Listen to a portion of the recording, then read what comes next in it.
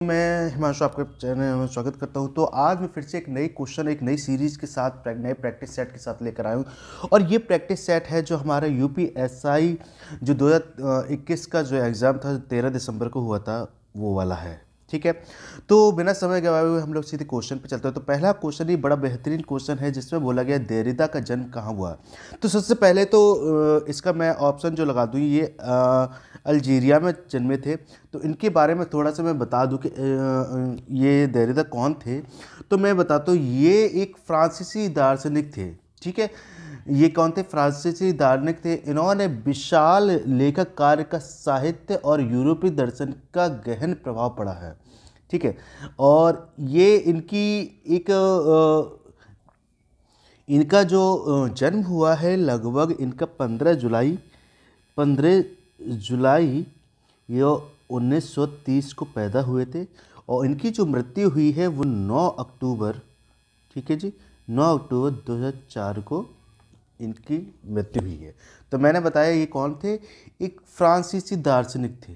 ठीक है, बात समझ में आई? चलिए आगे क्वेश्चन की तरफ चलते हैं। तो अगला क्वेश्चन है हमारे पास, ये पूछा गया है, राम गया इस वाक्य में कौन सा काल है? राम गया इस वाक्य में कौन सा काल है? ठीक है, तो पहला ऑप्शन दिया सामान्य भूतकाल, आसन्न भूतकाल, पूर्ण भूतकाल, अपूर्ण भूतकाल। तो सबसे पहले हम समझ लेते हैं ये भूतकाल होता क्या और क्या क्या इनके हैं, तो मैं उनको बताता हूँ। ठीक है, तो मैं थोड़ा सा बता दूं कि सामान्य भूतकाल कौन सा होता है, आसन्न कौन सा होता है, पूर्ण भूतकाल क्या होता है, पूर्ण भूतकाल क्या होता है। तो दोस्तों, सामान्य भूतकाल ये होता है कि किसी भूतकाल में सामान्यतः किसी काल का होना पाया जाए उसको सामान्य भूतकाल कहते हैं। या फिर हम बोल सकते हैं जिन वाक्य के अंत में या ये है ना ये आई आते हैं तो वो सामान्य भूतकाल कहलाते हैं। आसन्न भूतकाल होते हैं कि जहाँ पर आपका आसन्न मतलब होता है निकट या समीप, यानी कि जिस समय कोई निश्चित समीप के समय में, ठीक है, कोई निकटतम समय में किसी कार्य का होना पाया जाए उसमें कौन सा होता? आसन्न भूतकाल कहते हैं। जैसे कि उसने बोला कि अभी अभी क्लास समाप्त हुई है। ठीक है, यहाँ पे हम भी कैसे रीता अभी बाजार गई या रीता अभी बाजार से आई है। ठीक है, तो उसको बोलते हैं कि आसन्न भूतकाल कहते हैं। अब पूर्ण भूतकाल कहते हैं कि किसी निश्चित समय में कार्य पूरा हो चुका हो, या उसको हम लोग बोल सकते हैं पूर्ण भूतकाल कहते हैं। जैसे क्या बोल सकते हैं कि रीता बाजार गई थी, रीता कल बाजार गई थी या रीता बाजार गई थी, तो उसको बोलते हैं पूर्ण भूतकाल कहते हैं, यानी कि यहाँ पे पूरा काम समाप्त हो गया है। हाँ, ठीक है। अब पूर्ण भूतकाल होता है कि जहाँ पर कोई वाक्य आपका स्टार्ट तो हो गया हो, स्टार्ट होने के बारे में जानकारी हो, लेकिन ख़त्म हुआ हो ना हुआ हो उसके बारे में पता ना चला हो, तो उसको हम लोग बोलते हैं अपूर्ण भूतकाल कहते हैं। तो बस समझे, तो इसका आंसर हो जाएगा सामान्य भूतकाल, यानी कि जहाँ पे गया गई ये सब चीज़ें आते हैं वहाँ पर सामान्य भूतकाल कहते हैं। आई होप आपको समझ में आया होगा। चलिए अगले क्वेश्चन की तरफ चलते हैं। अब बोला गया है कि राम बहुत बहादुर है। क्या है? राम बहुत बहादुर है। तो इस काल में, इस वाक्य में या में कौन सा शब्द विशेष है? ठीक है, इस वाक्य में ये हटा दिए, ये या कुछ नहीं है। ठीक है, ये या कुछ नहीं है। इसमें बोला गया है राम बहुत बहादुर है, इस वाक्य में कौन सा शब्द विशेष है? ठीक है, सबसे पहले तो विशेष क्या होते हैं, सबसे पहले विशेषण को समझते हैं। तो विशेषण होते हैं कि वे शब्द जो संज्ञा या सर्वनाम की विशेषता बतलाते हैं उनको विशेषण कहते हैं। ठीक है, वे शब्द जो संज्ञा सर्वनाम की विशेषता बतलाते हैं उनको विशेषण कहते हैं। और वे संज्ञा या सर्वनाम शब्द क्या कहलाते हैं? तो उनको विशेष्य कहते हैं। ठीक है, तो यहाँ पे विशेषण तो बहादुर हो गया, लेकिन विशेषता किसकी बतलाई जा रही? कि राम की बतलाई जा रही। तो यहाँ पे जो राम शब्द है ना वो कहलाया जाएगा विशेष्य। ठीक है, इतनी बात समझ में आई? तो अगला और इसका बी ऑप्शन बिल्कुल सही हो जाएगा। ठीक है, आई होप आपको समझ में आएगा। चलो आगे क्वेश्चन की तरफ चलते हैं। तो अगला क्वेश्चन आया है, इसमें बोला गया है कि इनमें से शुद्ध वाक्य इनमें से शुद्ध शब्द कौन सा है, ठीक है, इनमें से शुद्ध शब्द कौन सा है, तो इसके बारे में मुझे बताना है, ठीक है, इनमें से शुद्ध शब्द। तो ये तो बहुत सरल है, आप लोग बता ही देंगे। ये क्वेश्चन मैं आपको पहले करवा भी चुका हूँ, पहले जो कुछ दिनों पहले मैंने प्रैक्टिस सेट करवाया था हिंदी का, उसमें ये क्वेश्चन पूछा गया था। तो इसमें आप बताइए, क्या आशीर्वाद होता है? नहीं जी, नहीं दोस्त, ये नहीं होता है। क्या आशीर्वाद होता है? नहीं जी, ये भी नहीं होता है। क्या आशीर्वाद होता है? नहीं जी, आशीर्वाद होता है। तो आपका इसमें सी ऑप्शन बिल्कुल करेक्ट हो जाएगा, ठीक है, बात सही है। चलिए अगले क्वेश्चन की तरफ चलते हैं। अब अगला क्वेश्चन पूछा गया है कि हिंदी साहित्य के इतिहास में काल विभाजन का सर्वप्रथम प्रयास इनमें से किसने किया था, ठीक है, हिंदी साहित्य का काल विभाजन का सर्वप्रथम प्रयास किसने किया था, तो इसको हम लोग जानते हैं, ठीक है। तो आपको, ठीक है, तो आपको मैं बता दूं कि हिंदी साहित्य के विकास को जो उनका काल का विभाजन किया था वो पूरी तरह रामचंद्र शुक्ल के अनुसार हुआ था, लेकिन इसमें पूछे गए सर्वप्रथम, ठीक है, सर्वप्रथम किसने किया था, तो आपको ये किया था डॉक्टर ग्रियर्सन ने, गिपर्सन नहीं, ग्रियर्सन है, ठीक है, यह है, ठीक है, बात सही है ना। तो इसका आपका बी ऑप्शन सही हो जाएगा, इसको विशेष ध्यान रखेंगे, ठीक है। चलिए अगले क्वेश्चन की तरफ चलते हैं, ठीक है। गर्दन पर सवार होने का मुहावरे का सही अर्थ क्या है, ठीक है, गर्दन पर सवार होने का मुहावरे का सही अर्थ क्या है, या मुहावरे का अर्थ क्या है। क्या गर्दन पर बैठ जाना? नहीं जी, ये बिल्कुल नहीं होगा। पीछा न छोड़ना? जी हाँ, बिल्कुल हो सकता है, ठीक है, बिल्कुल हो सकता है। तो सी बी ऑप्शन आपका बिल्कुल सही हो जाएगा। जान से मार देना, ये तो बिल्कुल नहीं होगा। गर्दन दबाना, ये तो बिल्कुल नहीं होगा। तो आपके पास ऑप्शन कौन सा हो जाएगा? पीछा ना छोड़ना, ठीक है। चलिए अगले क्वेश्चन की तरफ चलते हैं। तो अगला क्वेश्चन पूछा गया है कि रोला छंद में कितनी मात्राएं होती हैं, ठीक है, रोला छंद में कितनी मात्राएं होती हैं। बहुत सिंपल क्वेश्चन है, ये आपको पता होना चाहिए। छंद विशेषकर ध्यान रख लेंगे, छंद को विशेषकर ध्यान रखेंगे। तो आपकी क्या इसमें 28 मात्रा होता है? जी नहीं। 16 मात्रा होती? जी नहीं। 26 मात्रा होती? जी नहीं। आपका ऑप्शन हो जाएगा 24 मात्रा वाला, ठीक है। तो 24 मात्रा होती है, ठीक है, बस ये। अगले क्वेश्चन की तरफ चलते हैं। इसे क्या कहा गया है? इनमें से पंडित्य में प्रयुक्त प्रयत्न कौन सा है, ठीक है, इनमें से पंडित्य में प्रयुक्त कौन सा आपका प्रत्यय है। तो एक मैंने आपको बता दिया था, हर बार बताता कि सबसे पहले हम लोग मूल शब्द को छांटेंगे, और मूल शब्द में कुछ आगे लगा है तो वो उपसर्ग हो जाता है, और जो पीछे लगा हो वो प्रत्यय लगा होगा। तो यहाँ पे मूल शब्द क्या है आपका? पंडित हो जाएगा। क्या हो जाएगा? पंडित हो जाएगा। अब इसके बाद कि हमें अब देखना है कि इसके अलावा क्या लिखा है, तो या लिखा है, ठीक है, तो या आपका यहाँ पे प्रत्यय हो जाएगा, ठीक है, बात सही है ना। चलिए अगले क्वेश्चन की तरफ चलते हैं।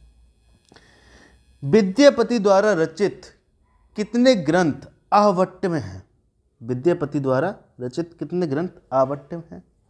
तो आपको मैं बता दूं, इसके लिए 2 इनके थे रचित ग्रंथ, ठीक है। चलिए अगले क्वेश्चन की तरफ चलते हैं। तो अगला क्वेश्चन पूछा गया है कि निम्नलिखित से इनमें से निजवाचक सर्वनाम का प्रयोग किस वाक्य में हुआ है? तो निजवाचक क्या होता है? निज मीन्स निजी, यानी कि जिन वाक्यों में स्वयं के बारे में, स्वयं का काम के बारे में बताया गया हो, उसको हम लोग निजवाचक सर्वनाम कहते हैं, ठीक है। तो इनमें से देख लेते हैं। आज अपनापन कहाँ है? दूसरा है यह समस्या मैं आप ही हल कर लूँगा। तीसरा यह मेरी निजी पुस्तक है। अपनों से क्या छिपाया? तो यहाँ पे सबसे अच्छा आंसर देंगे तो सबसे अच्छा आंसर एक बी ऑप्शन है, जिसमें बोला गया यह समस्या, जो समस्या है आप ही हल कर लूँगा, मतलब अपने आप ही, मैं अपने आप ही हल कर लूँगा, ठीक है, आपका मतलब यहाँ पे निजी से संबंध है, यानी कि यह समस्या अपने आप ही हल कर लूँगा। तो ये खुद की समस्या को खुद से ही हल करने के लिए बोल रहा है, तो इसमें यहाँ पे निजवाचक सर्वनाम हो जाएगा। बात सही है ना। चलो आगे क्वेश्चन की तरफ चलते हैं। इनमें बोला गया, इनमें से किस वाक्य में क्रियार्थक संख्या का प्रयोग किया गया है। इनमें से किस वाक्य में क्रियार्थक संख्या का प्रयोग किया गया है उसको समझते हैं। तो ठीक है, तो देखो, अब पहला बोला गया टहलना स्वास्थ्य के लिए अच्छा होता है। बात सही है, ठीक है। चलो एक मिनट, हाँ, पहला बोला गया है टहलना स्वास्थ्य के लिए अच्छा होता है, ठीक है। चलो यहाँ पे क्रिया हो रही है, कौन सी क्रिया हो रही है, तो टहलना, सही है। दूसरा बोला गया मैं खाकर सो जाऊंगा, ठीक है, मैं खाऊंगा और सो जाऊंगा। राधा बहुत तुतलाती है, जी हाँ बिल्कुल ठीक।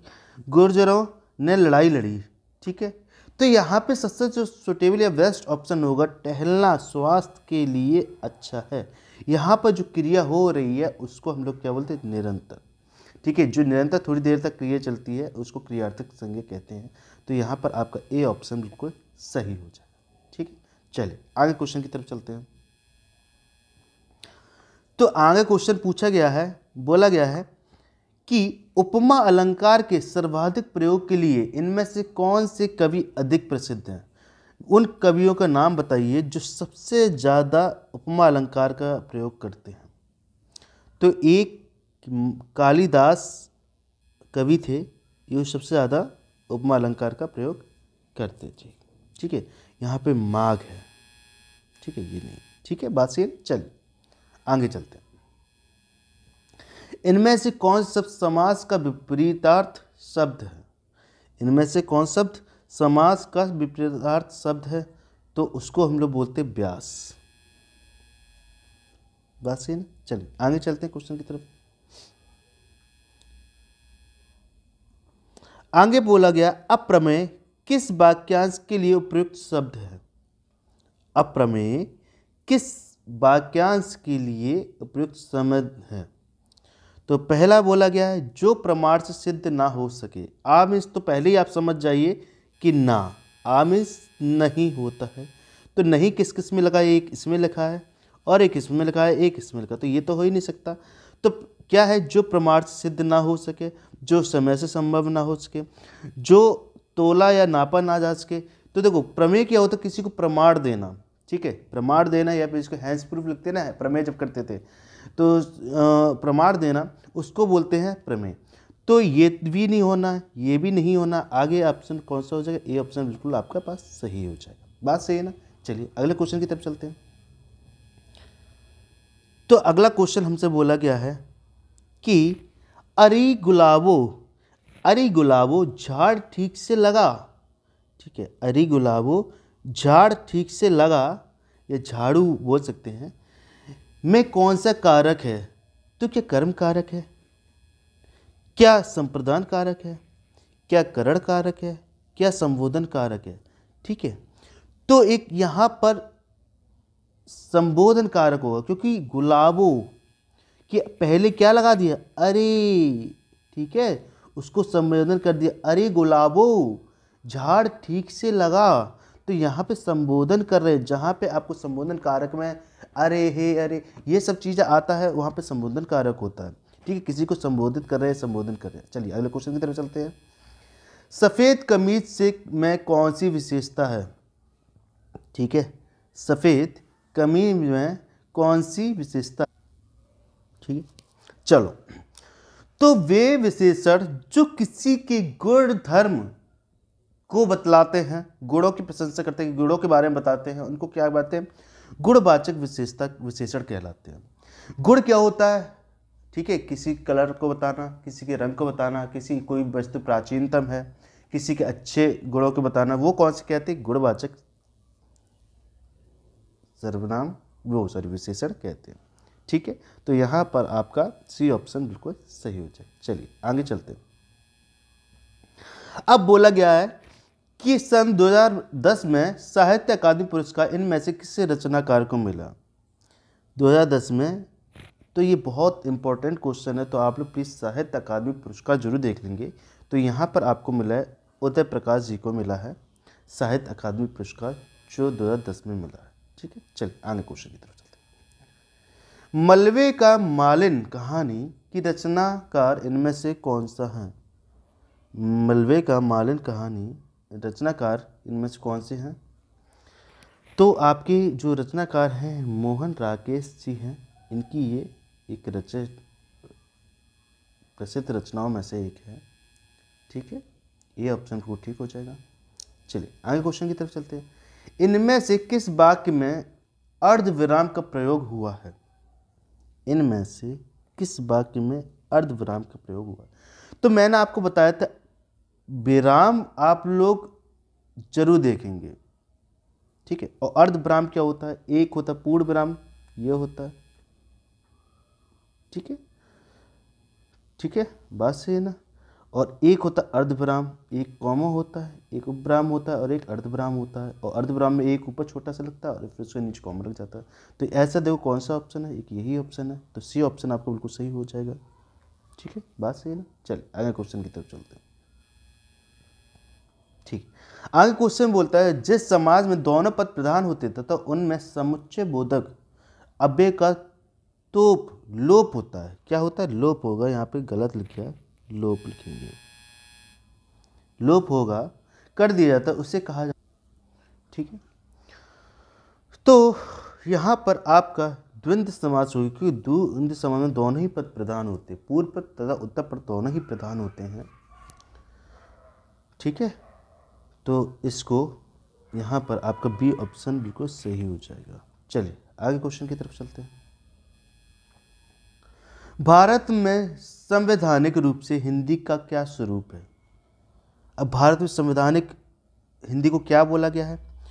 तो हिंदी को हम लोगों ने एक राजभाषा के रूप में मान्यता प्राप्त की। ठीक है, बात सही है ना। चलिए आगे चलते हैं।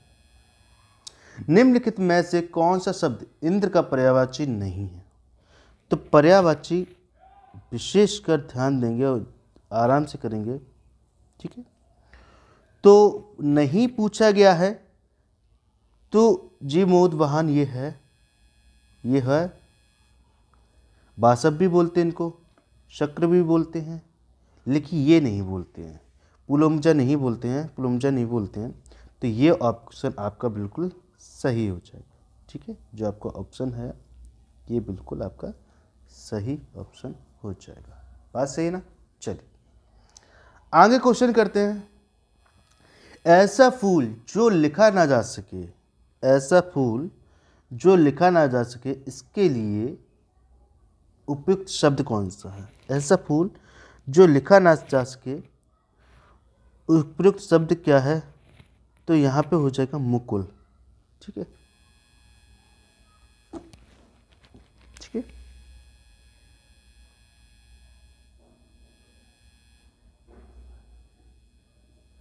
अरे मैं लिखा नहीं, सॉरी, खिला है। मैं पढ़ कुछ रहा हूँ, बोल कुछ रहा हूँ।